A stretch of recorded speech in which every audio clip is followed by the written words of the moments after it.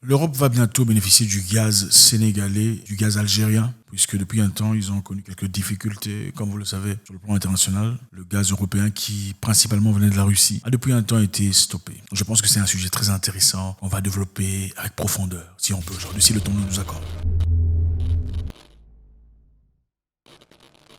Alors, vous savez que depuis un temps, on nous prêche des choses très intéressantes. On nous parle d'énergie renouvelable à la place des combustibles pour un monde meilleur. Parce que voilà, on dit que ce sont les raisons pour lesquelles, l'une des raisons, en tout cas la raison principale pour laquelle il y a un réchauffement climatique, changement de température, des difficultés qu'on voit, de sécheresse, manque de pluie et tout le bazar, et toute la peine que ça apporte. Il faudrait donc justement trouver un moyen de s'ajuster, ajuster sa façon d'exister pour empêcher ce réchauffement climatique. Certaines personnes disent qu'il y a beaucoup trop de population sur Terre, il y a beaucoup trop de gens qui produisent la méthane, qui est la cause principale, d'après certaines personnes que vous connaissez certainement, de ce réchauffement climatique. D'autres personnes qui parlent beaucoup trop d'animaux, beaucoup trop de vaches, beaucoup trop d'élevage de bovins et de ovins qui causent à travers l'émission de gaz méthane ce réchauffement climatique. Il faudrait dans ce cas chercher un moyen de réduire la consommation de viande et prôner les insectes. Bref, aujourd'hui, dans une nouvelle très intéressante, on essaie de trouver le gaz. Le gaz finalement en Afrique, auprès du Sénégal et de l'Algérie. L'Algérie qui produit presque la moitié du gaz russe par an. Très intéressant comme moyen alternatif de retrouver le gaz perdu en Russie. Les Européens maintenant viennent en Afrique pour chercher des nouveaux marchés, c'est-à-dire chercher un moyen de créer des pipelines qui quittent l'Afrique jusqu'en Europe pour s'approvisionner de gaz. Très intéressant, n'est-ce pas? Je pense que positivement, ça paraît comme avantageux pour les populations africaines qui vont bénéficier certainement de ces avantages. L'Italie vient de signer un deal de 4 milliards de dollars avec l'Algérie au mois de juillet pour bénéficier du gaz algérien. On dit que le Sénégal et la Mauritanie fourniront plus de 2 500 000 tonnes de gaz jusqu'en 2023 à l'Allemagne. Très intéressant pour mes frères sénégalais, n'est-ce pas? Bon.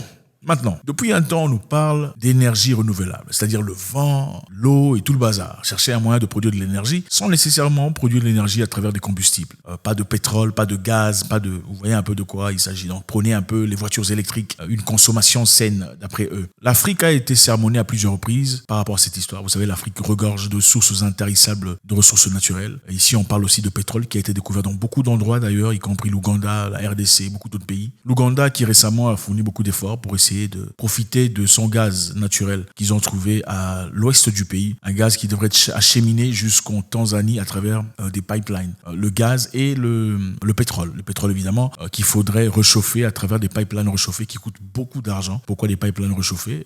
Warm pipeline, ce sont des pipelines à température élevée pour pas que le pétrole, vous voyez un peu, se coince dans les tuyaux. Il faudrait que ça soit réchauffé, tout le bazar. Qu'est-ce qui s'est passé par rapport à ça? On a fait une vidéo d'ailleurs en parlant de ça spécifiquement. On s'est levé disant on ne peut pas accepter cette histoire, c'est-à-dire que le projet de l'Ouganda qui apporterait beaucoup d'argent au pays et beaucoup d'épanouissement à la population est très dangereux. C'est un projet d'après eux très dangereux parce que ça détruirait la faune et la flore, les animaux quoi. Les animaux vont mourir, ils vont perdre leur habitat. Même pas qu'ils vont mourir, ils perdront leur habitat. Et aussi la population villageoise qui vivraient dans ces sentiers où on devrait placer les pipelines perdront leur habitation. Bon, quel genre d'habitation? Ils perdraient leur habitation. On estime à 8000 personnes, 8000 familles perdront leur habitation. Alors à cause de ça, les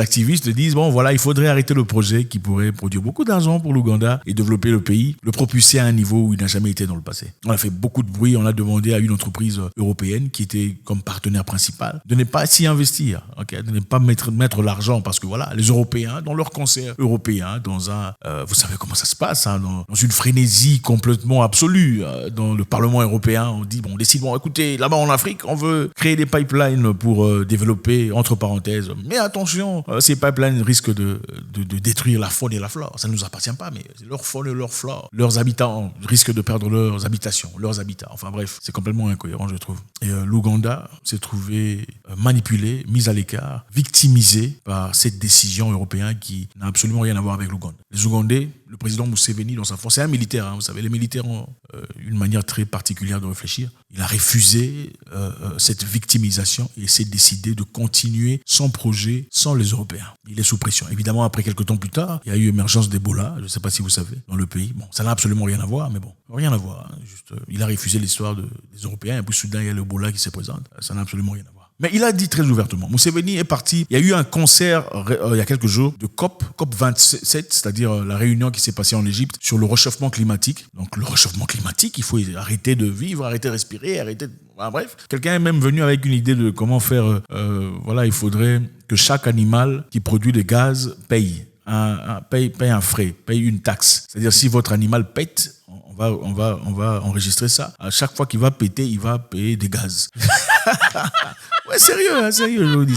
C'est incroyable ce qui se passe. Alors, le président Museveni a dit, depuis quelques années, on nous a dit que l'investissement du combustible fossile en Afrique pour les Africains était inacceptable. Plus récemment, grâce à un accord multi-pays occidental, un moratoire est même devenu juridiquement contraignant. Maintenant que l'Europe réinvestit dans sa propre industrie de l'énergie fossile pour remettre en service les centrales électriques mises sous cocon, dans une tournure vraiment perverse, on nous dit que de nouveaux investissements occidentaux dans le combustible fossile africain sont possibles, mais uniquement pour les ressources pétrolières et gazières qui sont canalisées et expédiées en Europe. C'est la pure hypocrisie, la plus pure hypocrisie, a déclaré Museveni. On nous dit qu'il ne s'agit que de mesures temporaires, nécessaires pour atténuer la pénurie d'énergie causée par la guerre en Ukraine. Dès la fin du conflit, la course vers un avenir renouvelable reprendra. En Afrique, nous croyons ce que nous voyons, pas ce que nous entendons, a-t-il rajouté. C'est-à-dire, en d'autres termes, vous créez une guerre là-bas en Russie, en Ukraine, au nom de l'Ukraine. C'est vrai, les Ukrainiens méritent la paix et tout le bazar, ainsi que beaucoup de pays d'ailleurs, ainsi que les Éthiopiens, la République démocratique du Congo.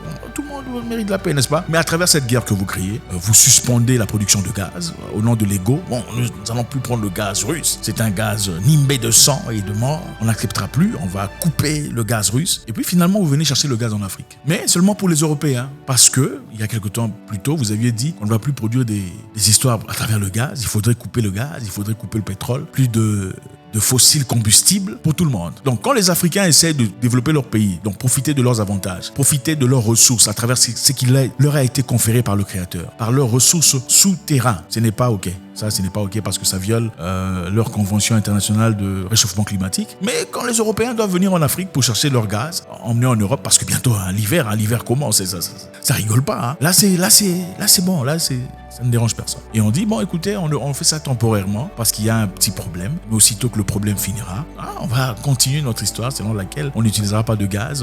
On va continuer à vivre dans un monde hypothétiquement renouvelable et tout le bazar. Mais en attendant, vous les Africains n'en profitez pas. À travers les gaz et tout le bazar, on a développé l'Europe, nos industries, le pétrole et tout le bazar, bien sûr. Mais vous ne le faites pas parce que ça détruit la nature. Bravo.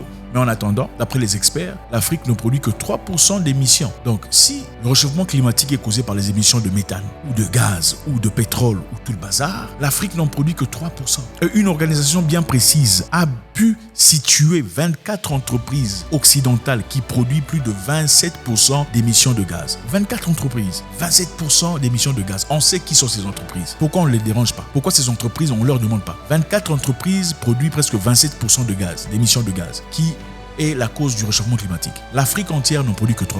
Mais on dit aux Africains, ne produisez pas vos histoires. Ne vendez pas vos gaz, ne vendez pas votre pétrole, ne vendez pas vos histoires. Ne vous servez pas de ce que vous avez, comme nous on l'a fait pour développer vos pays, pour sortir de la crise, des difficultés. Mais en attendant, nous, qui sommes venus précédemment vous prêcher l'histoire selon laquelle il faut vivre sous un monde vert, on a besoin de gaz, on viendra en Afrique pour chercher notre gaz et expédier en Europe parce que nous sommes en guerre avec la Russie, à travers l'Ukraine. Incohérent, n'est-ce pas? Le président sénégalais Macky Sall, avec lequel je ne suis pas tout à fait d'accord sur beaucoup d'éléments, a dit quelque chose de très intéressant. Il dit il est légitime, juste et équitable que l'Afrique, le continent le moins polluant, le plus en retard dans le processus d'industrialisation, exploite ses ressources disponibles pour fournir l'énergie de base, améliorer la compétitivité de son économie et parvenir à l'accès universel à l'électricité. Voilà le monde dans lequel on vit. 2 poids, 2 mesures. Donc, il y a des solutions pour nous et des solutions pour vous. Des solutions pour les riches, des solutions pour les pauvres. La liberté pour les riches et la forme de la liberté pour les pauvres. La démocratie pour les riches et la démocratie pour les pauvres. Le manque de démocratie dans les pays pauvres, c'est généralement quand le pays essaye de regarder ses propres intérêts. C'est-à-dire, fermer la porte aux étrangers. Là, ce n'est pas une démocratie. Okay. Mais même si vous avez un président dictateur qui tue, qui viole, qui vole, à partir du moment qu'il laisse les portes ouvertes aux entreprises internationales, là, bon, c'est pas grave, il peut rester là pendant 30 ans. Ou 40 ans, ça dépend. 2 poids, 2 mesures.